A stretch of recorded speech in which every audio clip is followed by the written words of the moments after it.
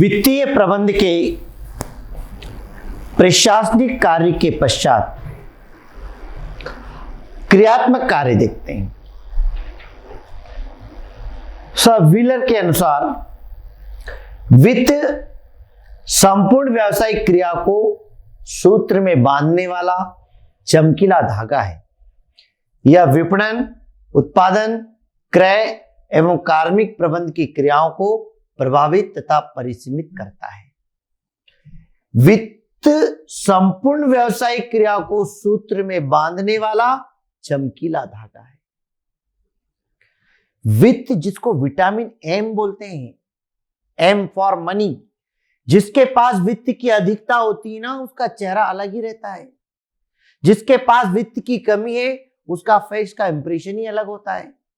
ऐसे ही किसी व्यापार में अगर वित्त की स्थिति मजबूत है तो वो व्यापार, व्यवसाय एक अलग ही अपनी छवि दिखाता है। उसका आकर्षण ही अलग होता है, विनियोग ही अलग तरीके से होता है। तो वित्त एक चमकीला धागा है, अलग ही झलकता है। और यह विपणन मतलब मार्केट, प्रोडक्ट, परचेस, कार्मिक मतलब कर्मचारी, समस्त क्रियाओं को प्रभावित करता है। अगर आपके पास वित्त है, पर्याप्त पैसा है, तो आप मार्केट में अपनी जगह बना सकते हैं, अच्छा प्रोडक्शन कर सकते हैं, अच्छे से अच्छा गुड्स परचेस कर सकते हैं, अच्छे से अच्छे कर्मचारियों को अपॉइंट कर सकते हैं।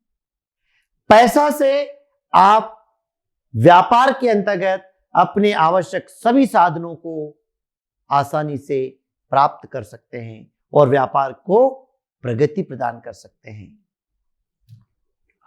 तो वित्तीय प्रबंधक के द्वारा किए जाने वाले जो क्रियात्मक कार्य है वो कौन कौन से हैं? पहला, परामर्श देना, एडवाइजरी फंक्शन। वित्तीय प्रबंधक के द्वारा शीर्ष प्रबंधकों को वित्त संबंधी परामर्श देने का कार्य किया जाता है। मतलब जो फाइनेंशियल मैनेजर होता है वो हमेशा एडवाइस करता है कि किस प्रकार आपको खर्च करना है, कहां पैसे लगाना है, कहां पैसे प्राप्त करने हैं। ये सारी सलाह वित्तीय प्रबंधक द्वारा दी जाती है। फाइनेंशियल मैनेजर को अपॉइंट करते हैं तो टॉप लेवल के जो व्यक्ति है फाइनेंशियल मैनेजर को इसलिए भी अपॉइंट करते हैं कि उसका एक ही काम है, फाइनेंस पे नजर रखना, कैसे फाइनेंस की व्यवस्था करें ताकि हमारा उद्योग अच्छी प्रगति कर सके। प्रपत्रों की सुरक्षा, सिक्योरिटी ऑफ डॉक्यूमेंट्स। वित्त से संबंधित समस्त जो भी डॉक्यूमेंट्स होते हैं उनको सुरक्षित रखने का वित्तीय प्रबंधक के द्वारा ही कार्य किया जाता है। जो भी वित्तीय खर्च संबंधी डॉक्यूमेंट होते हैं, पैसे प्राप्त करने डॉक्यूमेंट होते हैं, उन सारे डॉक्यूमेंट को सुरक्षित रखना बहुत जरूरी होता है, क्योंकि वो वित्तीय लेन देन को प्रमाणित करने वाला एक प्रमाण होता है।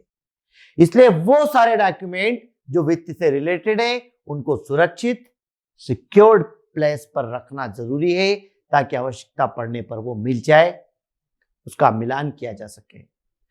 वित्तीय प्रतिवेदन, फाइनेंशियल रिपोर्टिंग। वित्तीय संबंध विभिन्न प्रतिवेदन शीर्ष प्रबंधकों को वित्तीय प्रबंधक के द्वारा ही भेजे जाते हैं। वित्तीय संबंधी प्रतिवेदन मतलब रिपोर्ट शीर्ष प्रबंधकों को वित्तीय प्रबंधक द्वारा ही भेजे जाते हैं। शीर्ष मतलब जो हाई टॉप लेवल मैनेजमेंट के जो पर्संस होते हैं, जो हाई अथॉरिटीज होती है, वो फाइनेंशियल रिकॉर्ड मांगती है कि बताएं फाइनेंस का क्या रिकॉर्ड है, क्या फाइनेंशियल पोजीशन है हमारी, कितना फंड है हमारे पास। तो वो वित्तीय संबंधी जो रिपोर्ट होती है वो रिपोर्ट किसके द्वारा भेजी जाती है? वित्तीय प्रबंधक के द्वारा, फाइनेंशियल मैनेजर के द्वारा।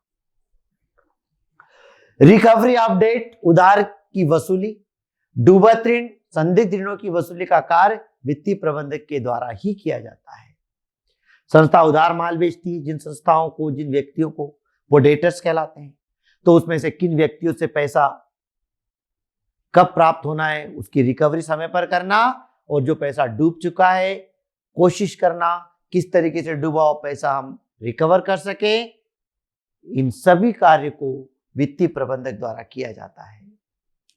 अंकेक्षण, कंपनी से संबंधित समस्त खातों वित्तीय व्यवहारों के अंकेक्षण का कार्य वित्तीय प्रबंधक के द्वारा ही किया जाता है।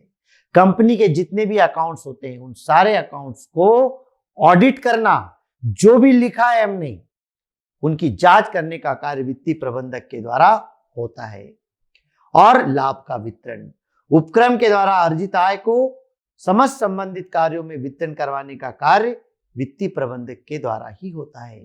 कि जो आय होती है, जो लाभ होता है, उस लाभ का कैसे विभाजन किया जाए, कहां उसका उपयोग किया जाए, ये सब कार्य वित्तीय प्रबंध के अंतर्गत ही आते हैं और वित्तीय प्रबंधक के द्वारा ही ये कार्य किए जाते हैं।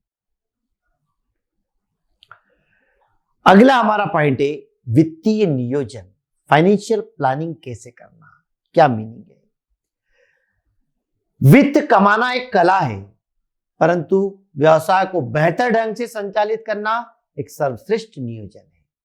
पैसा कमाना आर्ट है, किस प्रकार से पैसा आए, पर उस आर्ट के थ्रू अपने बिजनेस को अच्छे तरीके से संचालित करना ही नियोजन कहलाता है। और उसके लिए किस प्रकार वित्त की व्यवस्था की जाए, वो वित्तीय नियोजन कहलाता है।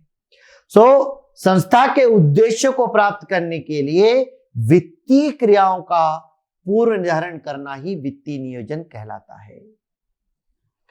संस्था के उद्देश्यों को प्राप्त करने के लिए पहले से ही योजना बनाना, यह वित्तीय नियोजन कहलाता है। वित्तीय नियोजन के अंतर्गत वित्तीय उद्देश्यों का निर्धारण, वित्तीय नीतियों का निर्माण एवं वित्तीय प्रविधियों का विकास होता है। इसके अंतर्गत संस्था की वित्तीय आवश्यकताओं एवं उनके स्रोतों का अनुमान एवं कुशलता उपयोगों को निश्चित किया जाता है।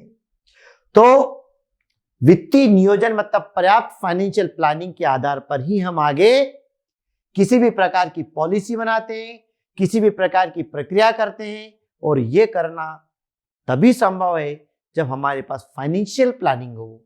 फाइनेंशियल प्लानिंग मतलब कि कितना फंड हमारे पास है और फंड हम कहां से प्राप्त कर सकते हैं, कितना आसानी से हमें पैसा मिल सकता है कम लागत पे। तो इस प्रकार वित्तीय नियोजन करना ताकि सभी साधनों का अच्छे से अच्छा उपयोग हो पाए, इसे ही वित्तीय नियोजन कहते हैं।